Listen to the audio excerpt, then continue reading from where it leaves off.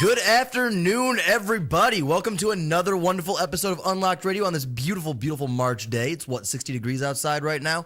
Gotta love it. Anyways, you are joined tonight, yes, by me, myself, Chip. And I happen to be here. And then there's this guy. Yeah. He's not quite as awesome as me or as vibrantly colored. Yeah, but I have Akira on my shirt, so that works out pretty It good. all works out okay. Yeah, definitely. Today is going to be a pretty interesting episode. What people are hoping will be the death of the winter is, probably not going to be that way. We've still got more to deal with. But we are also going to be talking about the perceived death of a couple other things that we in the gaming world, things that we grew up with, things that we used to love. We still kind of do, but we'll call today the meltdown. Yeah, the meltdown. The perceived meltdown of handheld gaming and another particular genre of gaming that we've had a couple of recent discussions about that we decided we haven't really touched on a whole lot. Yeah, we were trying to think of something we hadn't done yet, and neither one of us could come up with any ideas, and we ended up at the bar, had a couple beers, and it's like, hey, idea. Yeah, it really wasn't even like thinking about it for the show. We just happened to be talking about that in particular, probably because of songs that played that all came from that. That's the other thing, music, like listening to music and everything. And this had we talked about music and video games and stuff like that before, but we haven't. Somehow that didn't bring us to one of the genres of games that has notably some of the best soundtracks, and actually created half of my discography because. So yeah, we're talking about extreme sports games in general, skating games, like the BMX, snowboarding, yada yada yada. There was a couple surfing one aggressive games. inline, the one surfing game. They usually just had typical surfing music, and that was about it. I think they might have had a might have had Miserloo in there. Like that's about as big as it got. But yeah, for those of you who don't already know, how could you not? Where the hell have you been? But you can watch us. You can get a hold of us by going to mscradionetwork.com, and you can check out our show and other shows, including High on Sports, which comes on next, and the Everything in Between, which will have he really has a good. There's everything in there, and usually offensive. Yeah, I like the controversy aspect, and the one day when he had the dead body laying down in front of that was me, but yeah. All right, so you have that. You can go wondering to how many people noticed Network that, by to the way. find out those things. You can go to unlockedradio.com to get everything we're about to tell you here, because you can check us here you can check us on Facebook at facebook.com/unlockedradio, youtube.com/unlockedradio to catch archive episodes, which you can also do on the website. Follow us on Twitter. Yeah, just at he's really good at bird noises. Yes, I am. At Unlocked Radio, simple as that. No underscore or anything. You got us all there, and you can check us out, like us on Facebook, see any kind of updates that we got.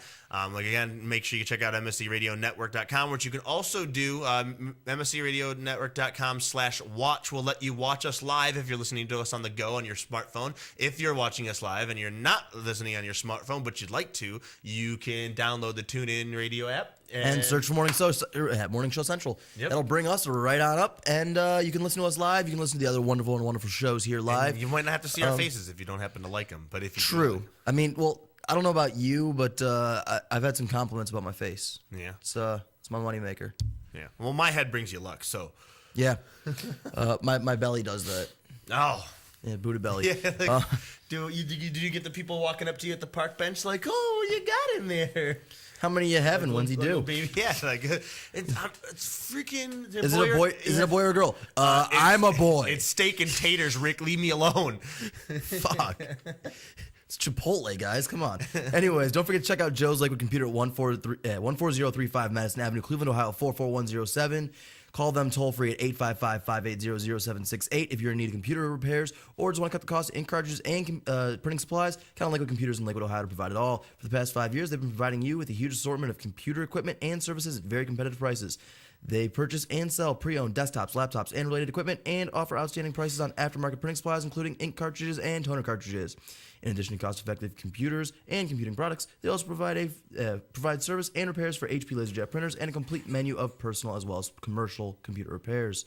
With over 29 years of professional experience, they are highly confident in their ability to enhance your overall computing experience. Check them out online at www.joeslakewoodcomputers.com. And I know for a fact my co-host here is always into the buying and selling of laptops and desktops and such. Yeah. So, because I never can seem to find one that I quite like, but I'm always seeming to try to fix other people's and fix my own. And yeah, I seem to be able to fix other people's better than my own. See, I seem to get them, and everyone's like, it doesn't work. What's wrong with it? I don't know. Turn it on. Works fine. Yeah, you'll have that. I'm also usually kind of picky about certain things. So am I, but I figure it out. Yeah, see, my laptop is dead. It's just completely dead by this point. But I can help fix other people's. It started off as somebody else's, but as soon as I was able to fix it, as soon as I made up my own, couldn't fix it. Well, the wonderful, wonderful thing about my life is I work 3 separate jobs. So buying a new laptop's not exactly rocket science or clipping coupons for me. Well, lucky you.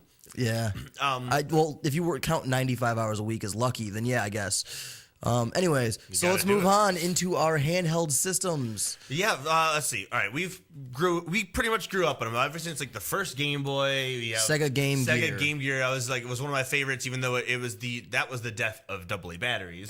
6 at a time. They lasted for maybe like a few 2 to 4 hours at most. At best. I was like, how the hell did this happen? But it had Sonic the Hedgehog on there, so I was okay with that. You could take Sonic the Hedgehog in a car and go on a road trip. You could play it at night when you were supposed to be going to sleep, but you're like... Well, you had to have a light on for that. No, the Game Gear you didn't. Oh, that's right, The Game Gear had an actual screen, because that was the best part about it. You could play it in the dark under your blanket when you were supposed to be going to bed because you had to go to school the next day, but you said, fuck that, I'm not doing my homework, I'm going to play Game Gear. Then let's take a run through the Game Boys. We had the Game Boy.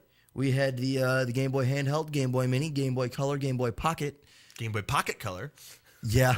How many of those were there total? There was a lot. And there was the Game Boy Advance and then the Game Boy Advance SP. SP, which would flip up. That which was the first Game Boy that had the backlit screen so that you could actually play games on the go without having that weird light that you had to finagle. No one liked that. Oh, yeah. That also came with, it had the little night light and the magnifying glass so you could see it from farther away. Well, I just had the curly Q nightlight thing. I didn't really like that too much. Oh, it plugged into the side port? Yep. Yeah. It's like, yeah, I can use that, but now I can't play like Link games. Yeah, I can either trade Pokemon or I can see the screen. Yeah. And then you had one, there was a bigger one that had like a whole thing came over and it magnified the screen so you could see it farther away. You had to look into it and squint at it. Yep. And it had a light on it that was right underneath it. And it also had another port on it so that it didn't actually sacrifice said port in order to play or in order to use said light. Yep. I was like, well, that's intuitive. And then we go back to our original Game Boy with all the accessories that came with, including the lit up screen, the magnifying glass, the speakers, and the bulletproof vest. Literally, this thing, like it literally stops a bullet. Once you put all this stuff together, you were literally draining your 3 AA batteries in a matter of like 20 minutes. Yeah. Good luck, with that unless you got rechargeables. And then the SP came along and they actually gave us a rechargeable battery. They gave the rechargeable battery built-in backlit screen, built-in closing case that auto pauses. Like, oh yeah, auto pauses goes in a standby. First, the handheld game system that had a standby, as well as the back end thing cartridges, so that didn't actually poke out any, and kept your screen protected. So like if you had it in your pocket with keys, with change, with quarters, as you were playing Game Boy while you were waiting for your turn to play like whatever at the arcade. Like, you have a line for Time Crisis, House of the Dead, DDR, whatever have you. I think arcades were already on their way out when the SP came out. So. You were still playing them. I was playing them that was something. It was something to do. I never got the SP. I had the original Game Boy. I had the Color, and then I went to the Advance, and then the next thing I got was the DS Lite. I traded a deck of Pokemon cards and a deck of Magic cards to a kid for an SP. He was a rich kid, so he didn't actually understand what the value of things was. He just gets, and he didn't have those, and so therefore we made a really good Magic deck and a really good Pokemon deck, and he wanted to make sure that he could win, so we sold those to him for SP. Yeah, I mean everyone gets their own little way of acquiring things. I bought my Advance off of a friend who lent it to somebody, and it got scratched up. When he got his appendix removed because the doctor dropped it and then they rolled the bed across it, and so there was a nice scuff in the corner of the screen. And then when he gave it back to his friend's like, "Well, dude, buy me a new one. This is bullshit." And he's like, "All right, fine." So he bought him a brand new one and he bought him the SP. So dude sold me the scratched one for like $20. Now when I was like 7 years old, that was a lot of money. Yeah, But, that's at least like 2 weeks allowance. it was actually half 2 a week of cutting grass.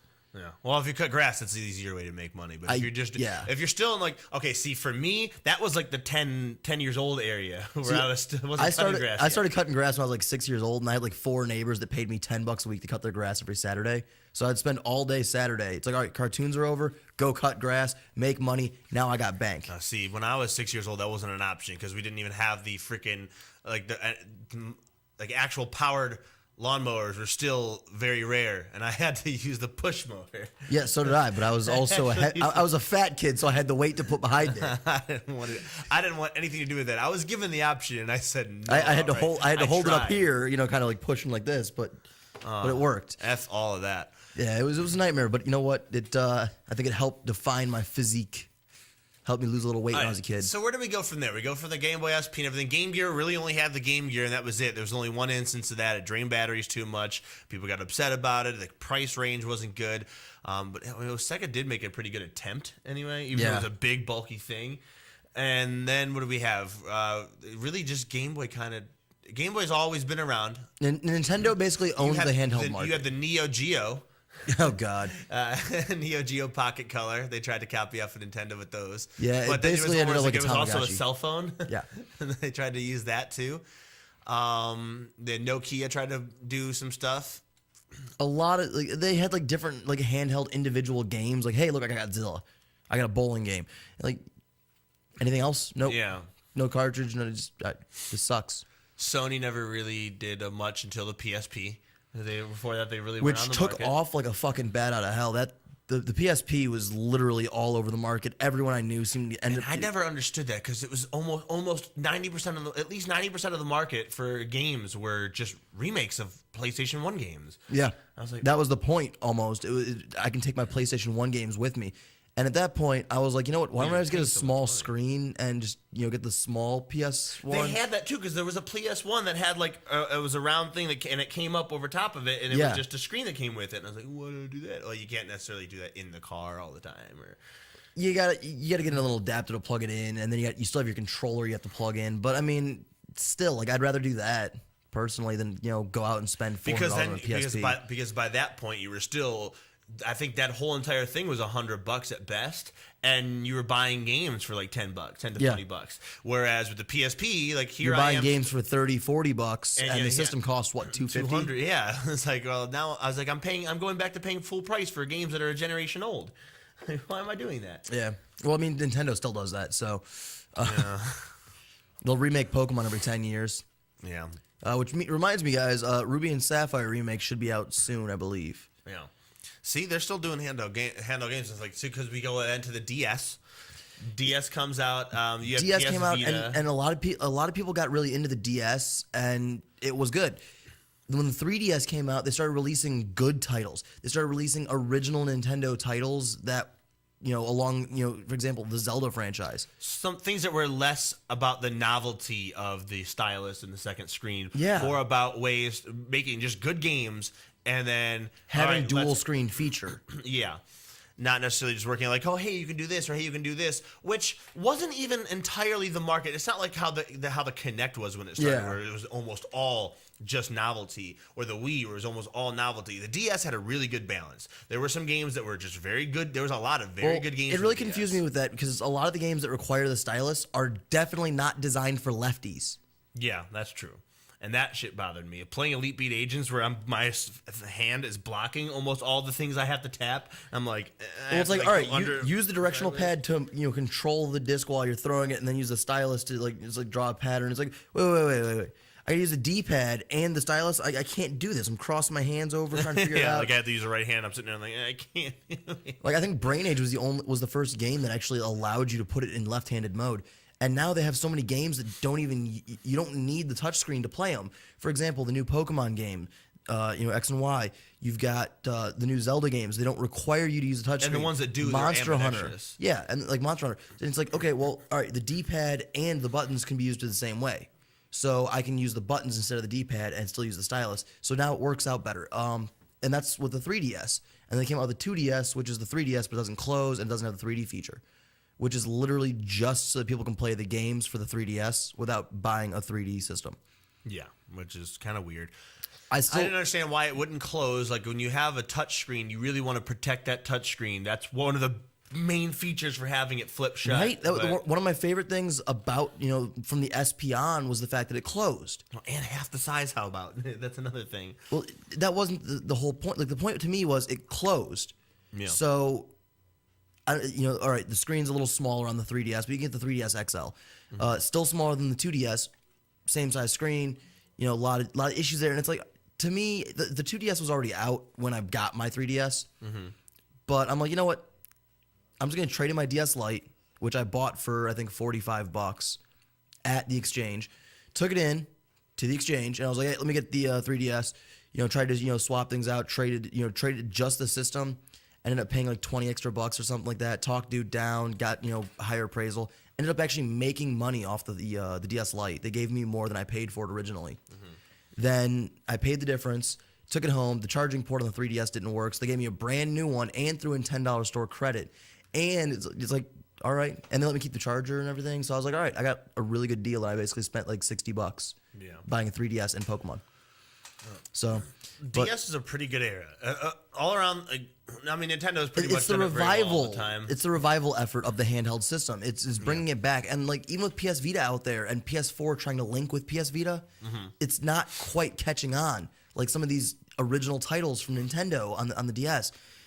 Monster Hunter actually started off on the PSP, and when DS adapted it, everyone was like, "Oh, I'm done with my PlayStation products. I'm getting away from Sony's handhelds.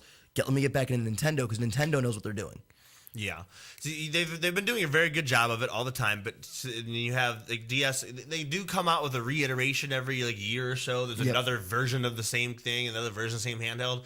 But that. And it's really that still isn't that bad. To me, that's getting a little confusing because you've got the DS, you have the DS Lite, the DSi, the DSi XL, the DS Lite XL, the 3DS XL, and the 2DS. It's confusing, but I see both sides of it. Like I see how that can be confusing. It's kind of annoying because you have the older one and now you want the newer one, but you just paid a couple $100 for this, and now you had to do it all over again. Well, but on the other aspect, to me, keeping track of which one has what features is like what? Right. But the way I see it, like the other way of looking at it is they're actually being smart about it because that way now people don't have to. If people don't have the money for it and everything, they're looking for it again later on. They're like, well, we're constantly updating it. They're acknowledging that there is always room for improvement on the subject. Yep. So then you get a new version later on. And you can always update software and update firmware, things like that. But hardware is a whole different story. Most consoles and things, they wait 5 to 10 years before they update. Even handhelds wait a long time. They keep updating it. So like, okay, I really like the DS. I like some of these games. Now I have a better one. I just wait a year or two, get the feature that I like. Now I got it. And so as new people can keep being introduced to the same exact kind of handheld console. Well, the only real benefits I'm seeing from the 2DS is it plays 3DS games and it's cheaper than the 3DS. However, if you've got the money to go for the 3D, I don't see why you wouldn't. Right. Because you can just turn the 3D off and it's fine. So really the only benefit there is it's a little cheaper, but it doesn't close and it doesn't have the 3D option. It takes up more room in your pocket. Yeah, it does. So it doesn't have, you can't protect your screen as easy unless you get the flip over casing for it, and that's another like $40. And it's like, come on. At that point, you're basically buying a 3DS. Right. So, you might as well not even worry about that at that point. And it's kind of making it seem like, oh, it doesn't close and you get a case and a cover for it like a tablet, but it's not a tablet. It's a handheld system. I don't want a handheld system that I have to put in a backpack. Yeah. I want a handheld system I can put in a pocket. Right, and then that's where this our little topic and everything really comes to a turn, the twist that we were talking about, because with mobile phones and smartphones and everything else like that, and tablets, you have all these different options. You have netbooks and everything now. There's all sorts of portable things that all play games, and these other things that aren't just handheld gaming consoles. The smartphones that you have a smartphone, you can call on it, you can use the internet on it, you can keep notes, a calendar, and you can play games on it. Yep. There's a bunch of free games to play, and games with pay to play elements, and then full on games that you just outright purchase. There's all sorts of different options. Yeah, there's updates RPGs, constantly. there's puzzle games. Anything you want, you can find on the app market. Right, and then there's constant updates for them, so they can fix glitches. You don't Yep. just release it and then go, oh, well, I have to deal with this for the entire life I have this game. There's no cartridges or discs. It's just downloaded right on there. You can install it, you can update it, you can reformat it, you can delete them as you see fit. Well, my phone's been getting a little bogged down because I've downloaded a lot of things. But even then, you can delete stuff to make room for others as you get bored with them. But you I feel still like the have porn that is the purchase. issue. That could be, but you still have that purchase, Yeah. right? You still have the purchase, so even if you delete it and then decide you want to go back to it later, you bought that game, so you can just re-download it. You don't have to re-buy it, and it's all there is to it. And as long as you keep the same phone number, you can download it on a new phone. Or you can take it onto a computer and transfer it there because they have the game will be on there with syncing it with. Whether you're doing it with Windows on an Android or you're using it with iTunes on an iPhone, you can sync those up and then have it basically stored there. The internet provides clouds now where you have gigabytes and gigabytes of data that you can use that can extend the storage of your phone, so you don't have to carry stuff around.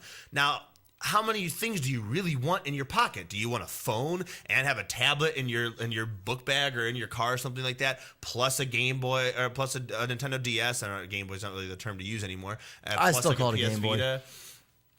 Like these extra consoles, you have to bring extra games and cartridges and stuff for them. You have to have extra special cases for them to carry around. That makes things kind of inconvenient. And because we already have a smartphone or you have a tablet or the big freaking phone phablets that you have that you can play games on, plus do all these other things, and instead carry just one. I play music on it. I browse the internet on it. I do everything I need to do on it, including playing games. But I can't do any of those things other than playing games with the console. Let me take this thing here. This is my phone personally, and the uses that I use it for.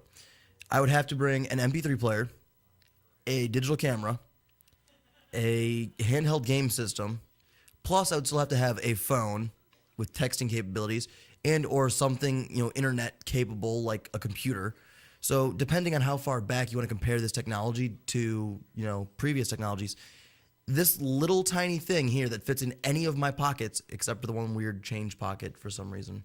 I don't know why that's still on pants. No one uses that. No. As a matter of fact, You might use it to hold your lighter, so it's easy. You just pull most it right out. pants actually make it so small now that you can't use it to put change in. Like you can't even get your finger in there, especially if you have a belt on. Makes it a nightmare.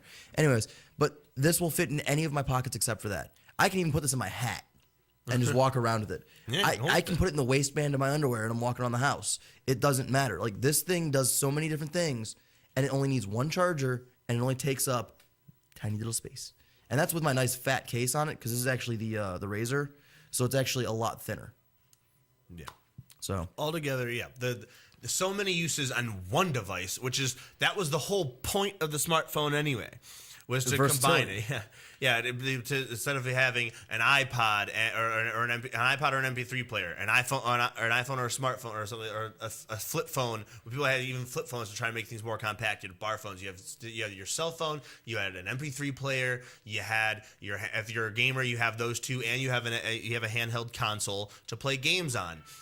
And then, heaven forbid, or if you were doing business or something of that nature, you needed like a PDA to go with that. Yep. Before, like you have all these different things in your pocket, and then you have different chargers for each, which means you got to carry those around too. And now we narrowed it down to one smartphone. Do you carry a duffel bag or do you carry a credit card? Basically? Right, like you'd be like a grown ass man carrying a fucking book bag because you still have to carry all those things. No, you get a Merce. Get a Merce. Satchel.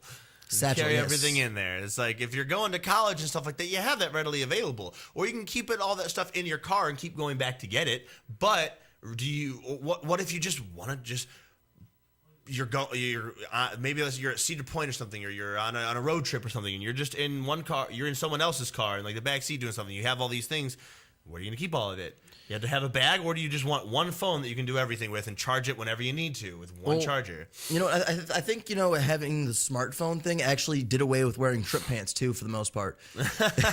Because back when I wore trips, it was really nice because like, all right, I have my CD player in my pocket, and then I have a bunch of other CDs. I used to come up with the pocket check system to make sure I had everything. I would get everything ready to go somewhere, and I had literally tap all my pockets. Like I had to count it, like 1, 2, 3, 4, 5. Okay, wait, I'm missing something. Yeah, Well, I still do that, to be fair. I have something dedicated Keys, to each pocket. phone, wallet, cigarettes, lighter, whatever. I check all my stuff anyways. But back then it was like, all right, I got my CD player, so now I can listen to music while I'm on the go. All right, well, what if I don't want to listen to that CD? I got bored with it. Well, let's bring about 4 or 5 more CDs. All right, now I need my flip phone. Now I need my keys, my wallet. Let me see, an extra pair of headphones in case these break for some reason. A skateboard, so here's some shoelaces and a hacky sack. And because now I have a smartphone, I feel like I don't need to carry all that crap. Also, I actually carried a Polaroid for a while in my pants. Yeah.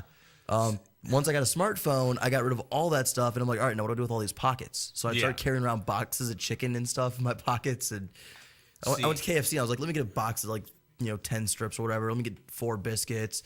Let me swing over to Walgreens, get a 2-liter orange soda, start sticking things in my pockets. People are like, I'm hungry. All right. Yeah. See, now on the opposite aspect, from a gamer's perspective, though, those smartphones and stuff still play games, but handheld consoles still do have their value because that is an object that is dedicated to playing those games. So they have really, really good games on them, like games like Monster Hunter, games like the Pokemon XY, like Bravely Default, et cetera, et cetera. Those they require the capacity and performance of a dedicated handheld console in order to play. My phone could do it, however, the battery would die in about 5 minutes. Yeah, certain things like that. They're dedicated to just that one thing, so it still makes it kind of fun. Those features are still nice to have that dedicated to that specific console. It's the pocket space of the unnecessary, like all these different objects that we've been striving in technology to avoid. That's the issue. Well, the wonderful thing about some of the newer handhelds, for example, the 3DS, you can actually browse the internet on it. They actually have messenger systems, so you can text whoever you want, from your DS. So you don't need your phone anymore. You're still going to need it for the most part. You gotta make calls and things like that. You need it. Well, you can do voice chat. Oh, for all the people that have DSs, though. Yeah. So it really narrows down your world. Well, in Japan, it works like a phone. Yeah, so did the Neo Geo. That doesn't count. That was their idea. This is better. That was their idea then, and it failed then. It's better now. It's better. I don't know about all that. See, my issue is that there's plenty of games that are dedicated to like DS games and PS Vita games and things like that. I'm like, well, I'd really like to play that game, but there's no way in hell I'm paying that money for a console or for a dedicated handheld console when I already have a smartphone and I can already play games on it. I have a smartphone and I have a home console. Yeah, I'll just sacrifice not playing that game until I can find some sort of port for it, or generic remake, or just play it on somebody else's a DS or something like that. I don't need to spend $200 to $300 to play those 3 or 4 games. Yeah, my issue is all right, the DS. A lot of my friends keep losing their styluses, and that makes me laugh. I don't know why it makes me laugh so bad, but it does. Anyways, but with me, I can't keep mine on me. I don't know where to put it at this point because it's all right, I'm a big boy, so now I actually have to have my wallet. I smoke now, so now I have to carry my cigarettes. It's all right, I'm running out of pockets. Does a DS even allow for I know the PS Vita and stuff like that, they've always allowed for MP3 playing abilities. Yeah, it's on there. It also has a sound editing board on it. Yeah, I remember DS had a couple little features like that, but I didn't know how easy it was to do compared to the PS Vita where you just put it on the card. It's a little more, it depends on which way you go. How much space is there? If you throw it on the SD card, it works pretty much the same way. If you want to actually download it to the system, then it's a little more complicated, but you can also edit the music. You can be like, oh, hey, you know what? I think this song's a little too slow at this part. Let me just go ahead and edit that section out, whatever. All right. Well, good thing that we stopped on music, actually, because we're going to be talking about one of our favorite genres of games that comes up with some of our favorite genres of music. Exactly. When we come back from the break, we're going to be talking about extreme sports games and how those those played out, how they grew up, how we grew old with those. We'll be back in 10 minutes. Don't forget to call us 1-800-668-0742. I don't know. 888-668-0742. Call us and let us know. I got it right. All right. We'll be back in 10. Extreme 10 minutes.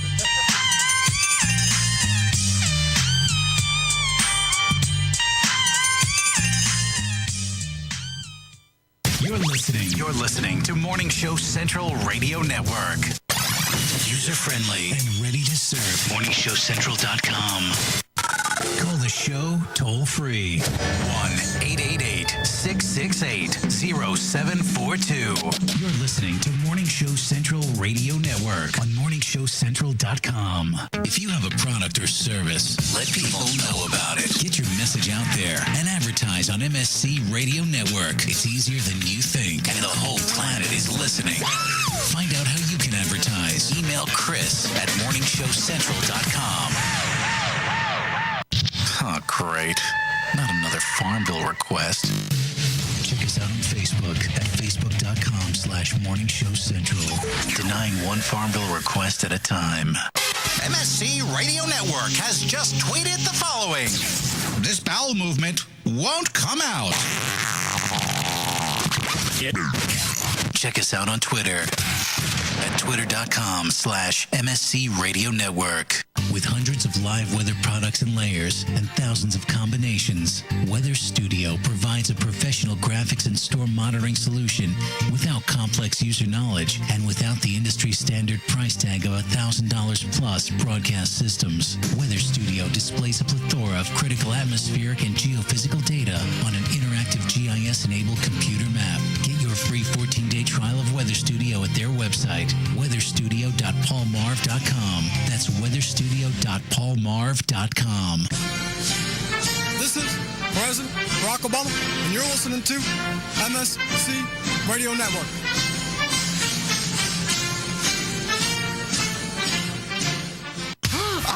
I know, oh my God, I know what we're gonna do.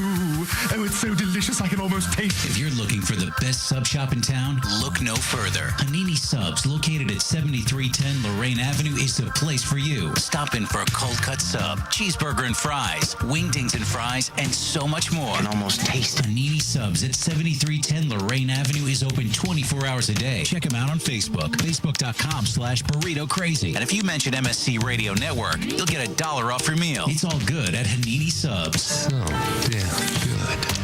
If you're looking for the best in musical equipment, recording gear, sound reinforcement, and more, Guitar Center has you covered. Guitar Center, located at 26635 Brook Park Road in North Olmsted, has the tools of your trade with the largest selection of music and sound gear in the area. They cater to your musical needs and have the knowledge to help you out. Guitar Center in North Olmsted. MorningshowCentral.com uses them. You should too. Need to know more? Go to GuitarCenter.com. Pete 99 Technologies. Affordable and reliable web hosting done right. Jumping from one web host to another can be frustrating. Finding a good web host can be unnerving for even the most experienced of web designers. That's why Uncensored Net Noise has chosen P99 Technologies as its web hosting supplier. Established in 1999, P99 Technologies has evolved into a first-class web hosting provider. Its 99.9% uptime rivals many in the industry. That's why they offer their 30-day guarantee, no questions asked. For more information, go to P99.com. P99 Technologies will help you get started with your web presence with honest and expert customer service. P99 Technologies. Affordable and reliable web hosting done right.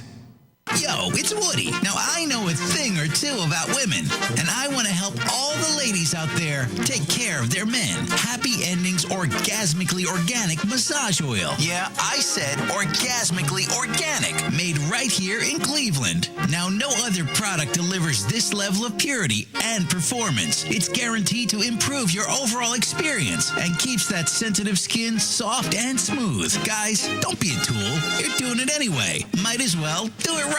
Get your happy ending at happyendingsoil.com. That's happyendingsoil.com.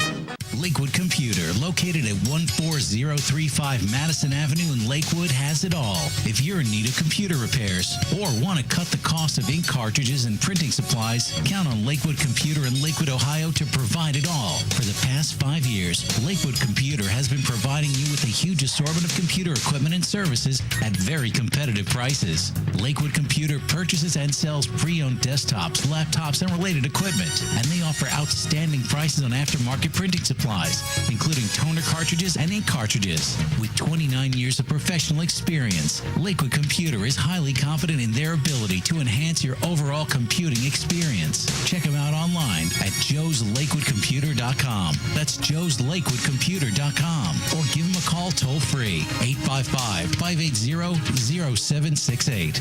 That's 855-580-0768. I knew something was wrong when a little pretty white girl ran into a black man's arms. You're listening to Morning Show Central Radio Network. Looking for reliable and affordable Shoutcast audio or video hosting? JWN Media offers complete Shoutcast hosting solutions for business or personal use. All plans come with full listener stats, custom web scripts for implementing your service into your existing website, full server control, super fast network, and huge bandwidth limits. A 99.5% uptime guarantee and friendly, knowledgeable support personnel dedicated to making your hosting experience fun and easy. With plans starting at only $3 a month, you have no excuse not to get a server of your own. Plus, with the option to add auto DJ and on-demand services, you can be confident your station will be all it can be. Custom plans are also available at their website. Simply visit jwnmedia.com and click the Shoutcast hosting link to get started right now. Oh, wow. Language. Okay, he was PMSing. You're listening to Morning Show Central Radio Network.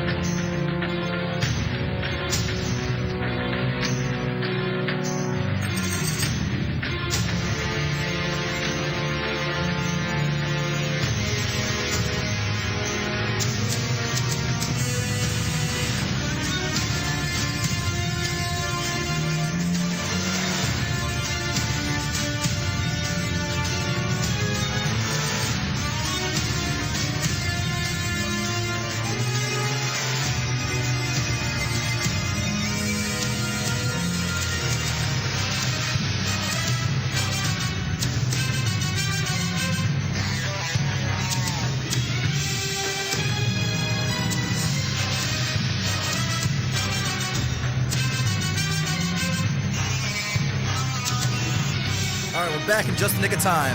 Sat down as the light came on. All right, so yeah, we Welcome back to Unlocked Radio, where we are kind of running on last-minute things here. Well, Yeah. we like the nice air, so we were outside enjoying it for a little bit. Lost time. It happens. I was inhaling my fresh air through a filter. Yeah, it's not the freshest air ever, but it was nice out. It was nice to be out there. Cleveland. We're talking It's about never fresh air. Yeah, well, things like that happen. But yeah, you're listening to Unlocked Radio here on Morning Show Central Radio Network. Be sure to go to that website, check them out, and check out some of the other shows that are on there. Be sure to give them some love because they make it possible for us to even be on the air, for you to listen to us in the first place. Before the break, we talked about handheld games, how we grew up with them, how they evolved, how some of them might be kind of unnecessary. And now we're going to talk about something else that we're Very passionate about. Yeah, we're a little bit more upset about this particular thing going out of fashion. Extreme games. Yeah, the extreme. I still don't like the extreme connotation, but because that whole generation was kind of annoying in certain aspects. Thug was extreme. But let me just acid drop off the skyscraper real quick. Yeah, I'm not gonna break my ankle. Yeah, those games. Skating games like Tony Hawk being like one of the initial, like one of the bigger ones.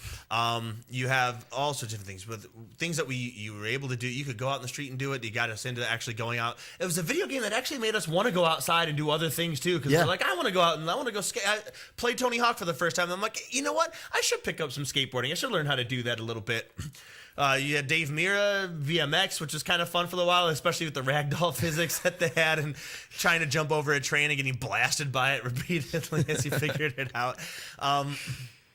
Also, the good thing about that is the soundtracks. Phenomenal. The soundtracks were always great. That's actually how I discovered a lot of the music I listened to. Example, Atmosphere is one of my favorite rappers, and I actually got that from Tony Hawk Underground. Sasquatch level, actually. It's Skatopia. I was hunting Sasquatch, and when I found him, that song came on, and I was like, that's epic. I dig it. There's a lot of getting it. I was growing up doing that, getting into the same kind of punk music and things like that, things of that nature. There's a lot of besides just the punk music, there was a pretty decent variety of music in there. There was a lot of good soundtracks. It was one of the first games that used like an entire soundtrack based on actual songs, not just making like an original soundtrack for the game. Yep. And not like the 8-bit stuff. Like you have N64, you still had games go N64 and original PlayStation. You still had music that the composers were brought in to make the music for the game. Then you have Tony Hawk and things like that, and Or just grabs music and it's like, hey, can we use your song? Right, and these are the songs that people you would enjoyed listening to while you were skating, and so you would go on Kazaa or LimeWire or whatever you had at the time, back when Napster was still a thing, and you would go online, you'd find all these songs and you download them so you can listen to them on your MP3 player or your iPod or what have you, and you would go out and you'd skate and you'd listen to this music while you were doing that, and you're like, man, I can come home, I can listen to it, I can play it, I can go out and actually skate and listen to it. Yeah, when I got busted at the skate park one time after dark, they cops showed up and cut the lights, and I'm like, they're like, yeah, you're not supposed to be here after sunset. I'm like, then why are the lights on? You have stadium lights. Why? Yeah, in case there's a special event where we are allowing you to do that under supervision. But you had the skate parks and everything. You had to go around. You had to meet new people. You're like, man, and then you could even sort of talk about like you started learning. I'm not just playing games with a few friends, like few family members, cousins, and things like that. The few friends you did have in school like that, you're playing with that you would actually like live near and play with, like that lived on your street, play video games with them. You go out and skate with them. And then you go out and go to a skate park and you meet other new people. Some of those people have some of the same common interests. They used to play the same video games, and you met new friends. You learn new music. You go to new concerts. It really definitely amplified, the city life. It made living in Ohio better. Yeah, it was a game genre that actually was part of a lifestyle, a legitimate lifestyle. Because as you go and download those individual songs, you're like, well, what other songs do those artists have? So you start downloading albums, start downloading discographies of said artists. Then you're like, what about similar artists, things that they worked with? You find like Punkaramas and other such compilations of CDs and things like that those were on, and then you find other artists that way, and suddenly your music library is just going way out there instead of just what you happen to find on the radio or what you were able to get a hold of at the time. You go to the record exchange and constantly try to find new stuff. Well, Warped Tour was like it's to this day it's still one of my biggest ways to like find new music to listen to and to really get out there and meet new people. And I actually got into Warped Tour one time for free because of the half pipe, and the whole reason I got into skateboarding was Tony Hawk, and a bunch of the my cousin and some of the friends that he went to school with and stuff. I ended up hanging out with them. We'd hit the skate parks, we'd play Tony Hawk, we'd hit the arcades, go shoot pool. Eventually, we got to the point where we were going to competitions and shit. So we started meeting new people from that, and we started getting in different music, and it really. It was a whole different way of living, just doing stuff like that. I got into snowboarding, and then I started playing snowboarding games. And 1080 snowboarding for the N64. I love that game. Playing that, Snowboard Kids, playing those. Now, then you got later on into Shaun White and things of that nature. There's SSX Tricky. There's you had to then you go over to rollerblading at Jet Set Radio Future. Yep. You had Aggressive Inline, and that game really didn't take off, unfortunately. I did enjoy it. I liked Aggressive Inline. I enjoyed it. I enjoyed the soundtrack that they had in there too. I enjoyed actually playing the game because there weren't many inline games available. Yeah. And it was the first one of those kind of sports that I actually got into was skating, because from playing hockey and everything else, obviously you're on skates, and you go to street hockey, playing in your cul-de-sac, and then you're just rollerblading around, doing that for physical activity to get from A to B. The Friday night going like a skate world or whatever have you, and doing those. It's like there's a lot of things you could do with that, and as it got into actually doing aggressive inline, and very few people did it, so it kind of set you apart. Whereas everybody skated, everybody rode bikes. It was very few that did that. So they all had their different advantages and disadvantages. BMX, obviously, no one's getting in your way at the skate park because you have the best chance to fuck someone's day up. You have a giant metal frame. That was also the hardest one, though. It's a big thing to manipulate. Yeah. Well, my biggest issue with the BMXers wasn't, them taking up the ramps or anything like that, because we figured out how to share. We learned how to, avoid, hitting each other. We learned how to dodge, so we were out of each other's way. All right, you got the half pipe now. I'll take the street course, and we'll switch, swap out, here and there. I'll just play with this quarter pipe for a little bit, hit some grind rails, and then we'll switch back and forth. And it was no problem. The biggest issue I had was pegs on a concrete park crack shit. So it's like, all right, let me just go ahead and grind this ledge. And now there's a giant chunk taken on my board from this chunk out of the concrete from that guy's peg. What a douche. Yeah, there's different genres of people, different things. They had different priorities. And then the Razor scooter kids came along. Oh my goodness. I mean, honestly, like, you know, I think they tried to release, like, they had like one game for the GameCube, like, or something. Yeah, like on the Razor scooter. A little Razor thing, or there was like an option in one of the skating games that had that too. I don't remember which one, but you just like ride a scooter. I think Tony Hawk 3 had it. Yeah. And I know Underground 1 did. Underground 1 being one of the first games where you could actually get off the board, which was something I really liked because it actually added realism to... You had a neighborhood, you had your house, you could customize actually make your own character instead of just playing the other pros.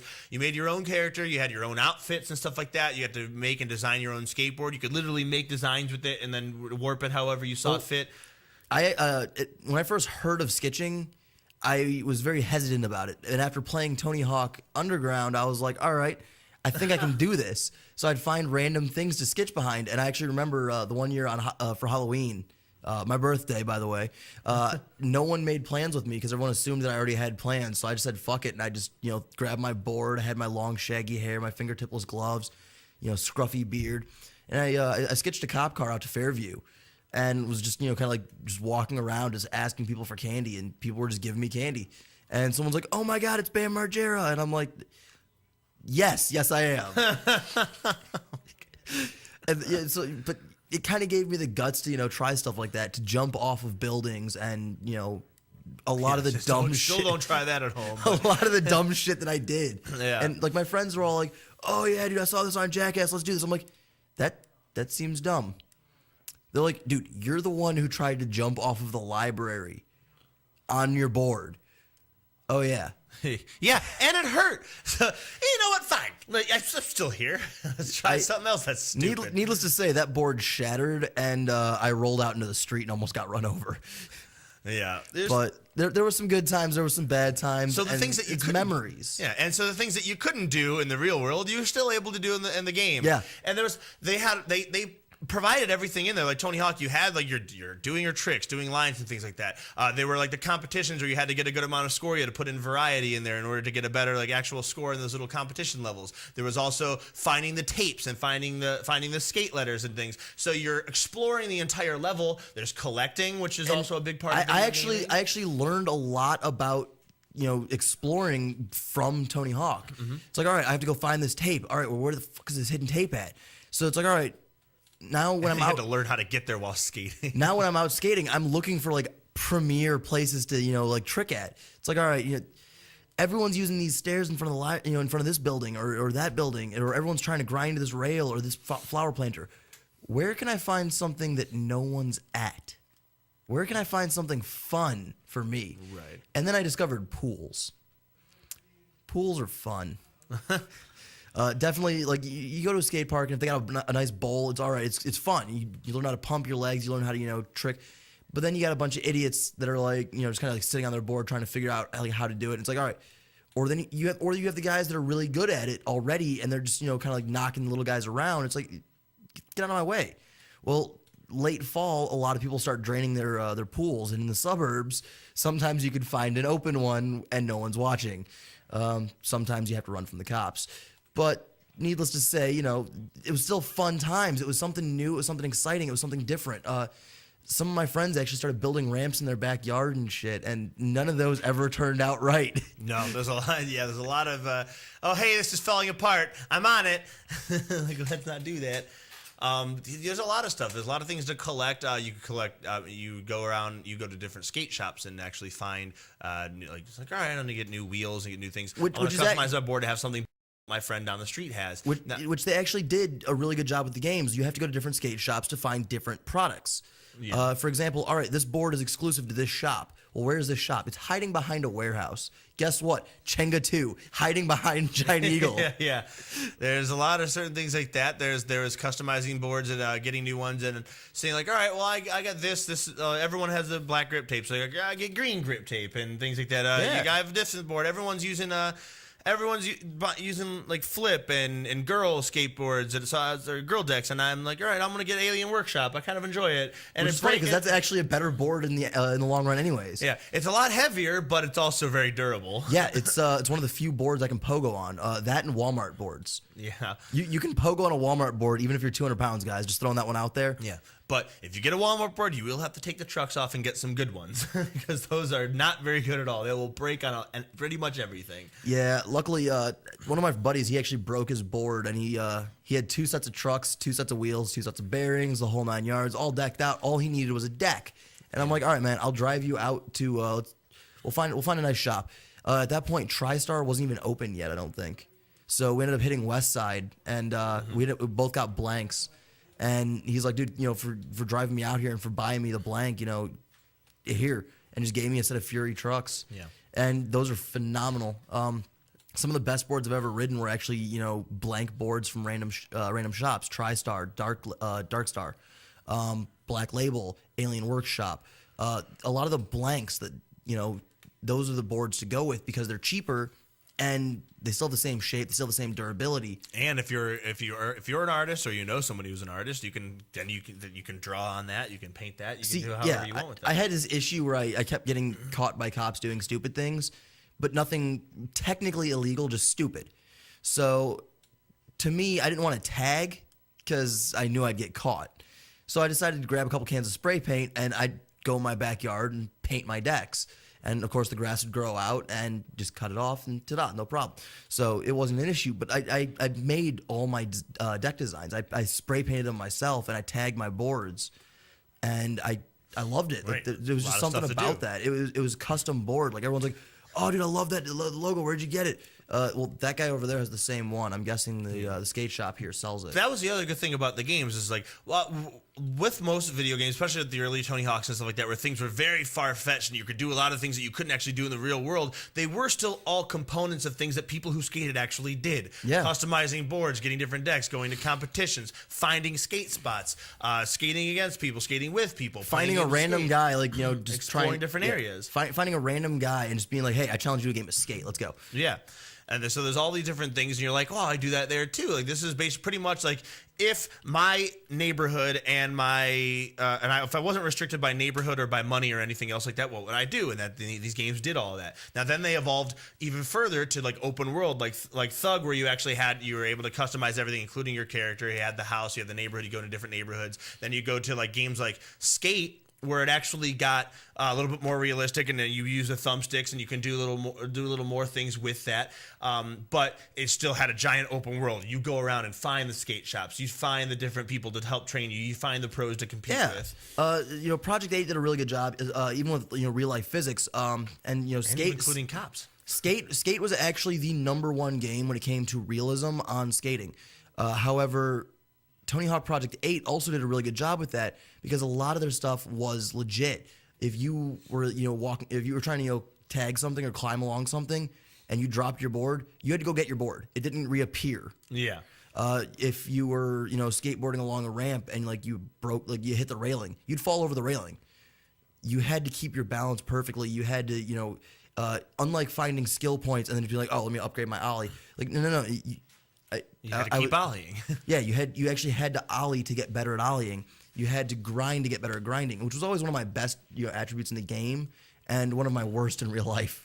Yep. I can't grind for shit. And then Thug did that nice one where they, I thought Tony Hawk Underground did that nice one where they actually included flatland tricks. Yep. And I was like, sweet, because Rodney Mullen was always one of my favorite skaters, and you could never do that kind of stuff, even when you played as Rodney Mullen, and now you can. And so you can convert manuals to flatland tricks, to old school tricks, to running going into into revert, grind, not a to spins. dropping into things. Wall plants was another big thing that they brought in Tony Hawk Underground. American Wasteland was one of my favorite one of those when it came into just storyline, because it was phenomenal. You're trying to save the skate park. There's this old retired pro skater, and he kind of has a junkyard, and you kind of turn it into the world's greatest skate park, Right. by destroying everything in the city. Yeah. And honestly, if it weren't for games like Tony Hawk, the genre in real life, the actual generation of like, skaters and everything else, X Games wouldn't have even been allowed to exist had it not been for the video game market making it that big of a thing. The X Games, the Gravity Games, Pro-Am tours, stuff like that. Like these things happen because of these games. Because we all wanted to see it happen. We wanted to see those pros. We wanted to see what they were doing, and then it became a big spectacle. You would wait and you'd be like, "Oh, X Games is coming up. If it's in your area, you gotta get tickets. If it's not in your area, you gotta make sure you watch it on TV, DVR it, whatever. Or find a way to get where it is. Yeah, exactly. Even if it means sketching a car 3 cities over. I never actually had to go that far, guys. Just throwing that out there. I've only gone like 2 or 3 miles tops. But friends would get together. That was transferring cars. I couldn't stay on one that long, dude. It was too noticeable. Either way, like there's a lot of stuff like that, and your friends would get together and you do that sort of thing, and that's how that evolved as a community, and more than just playing a game. Well, to be fair, you and I probably never would have met had it not been for me skateboarding. That's pretty possible. Because my skateboarding brought me up to the coffee shop, which was where we ended up meeting. So right. And because if it weren't for skating, it would have you meet the same people. Probably wouldn't have gotten out and gotten into like actually being as social. Yeah. If it weren't for things like that, because that wasn't something you could do it by yourself, but it wasn't nearly as fun. You eventually had to interact with people at some point. Yeah, if you wanted to go to skate parks and get better. If you're skateboarding on the street and you biff and somebody just comes up and they're like, "Yo, man, check it out. Here, try keeping a little bit more weight, stable on the back foot." It's like, wait, what? Try keeping a little more weight on the back foot. Angle. Keep your ankle a little more solid on the anchor. All right, let me try that. And like just random people coming up to you on the street, like you didn't think anyone was around, and you ate shit and you cut your face up. I actually busted my chin open way too many times in the half pipe just because it's like, oh, I slipped or I leaned too far forward and I busted my face open. One time I hit the rail with my truck and it bounced off the railing into my chin. So my board actually sliced up through my goatee. I had blood dripping off my face for like an hour. It was great. Yeah, nice little cuts and things like that, or worrying that your tooth was never going to be there again. There's a lot of, the massive swellbo the size of my fist. Like just sitting there, I'm like, oh, this looks weird. Yeah, like now it's like I run into something and it's just like. It built up it helped you build up a pain tolerance. It helped you build up a pool of friends and things like that. There was friendly competition going back and forth. People teaching each other, helped you learn how to do things physically. Helped you be physically active. Helped you be creative. Helped you strive to be better at something. Yeah. You got better at being social. You got better at looking at the angles on certain things. And it made it really easy to pick up chicks. That too. if you were halfway decent at skateboarding, you were probably in pretty good shape, and there was always chicks wandering around the skate park. And now you're not shy or afraid to talk to people because you're so used to talking to new people constantly. Yeah. And it ended up, like for me, it's how which video games by themselves just don't do. Like the reason I met half my girlfriends is because it's like I did something stupid and they started laughing and giggling, and I caught their obviously I got their attention. Another good thing that this genre of games did is because of all these things that it did for us, it also brought other new people into gaming, because they're like the people that skate and stuff like that, they would come by and they play those games. Same with like music type games, they would do that sort of thing. But like skating games and biking games, extreme games, those all did that. And the people who like the music would see it, like hear someone playing it, they go look at it, and then they start playing it. More people got into gaming. The gaming, just the genre of, not just that particular genre of gaming, but video gaming itself became a much larger community, a much larger medium because of that. I actually learned about co-op games because of stuff like this. Playing skate against friends. Yep. It helped gaming evolve to us being allowed to be here on a show. Yeah. So thank you, Tony Hawk, and letting us come out here. Yep. There's a lot of different things like that happen, and I really like it. It's kind of sad that that's no longer a huge thing when it comes to gaming, because gaming itself, it got us into music, it got us our social skills, it got us our pain tolerance and our physical activity, and it created the generation that we are. Right. We have skating games and things of that nature to thank for video gaming being such a big market and such a big medium. Yet now it's not that big of it's a very minute section of gaming gaming in Yeah. itself, which is kind of shitty. Skate is still doing, like Skate 3 came out, so you have that a little bit, kind of open world things. But Tony Hawk really isn't doing as much anymore. The BMX gaming and inline gaming kind of died out. They were pretty much nowhere. They were very minuscule in comparison to how popular skating was. And by the way, if it hadn't been for skating and all that being so large, Red Bull and Monster would not exist the way they do. That's true too. Yeah, you have those to thank. So Red Bull, you better thank that shit thank Tony Hawk for all those things and everything else. Right. It looks like we're out of time, but we want to thank you guys all for hearing us babble about the things. You guys are probably going to sit there and talk about how much you miss it now, too. You're listening to Unlocked Radio. High on Sports is coming up next. We're going to be talking about all things actual sports, not extreme sports. And remember, call in the show 888-668-0742 to talk to them, talk to any of us, and check out unlockedradio.com and mscradionetwork.com. We'll see you guys at the bar or in 2 weeks.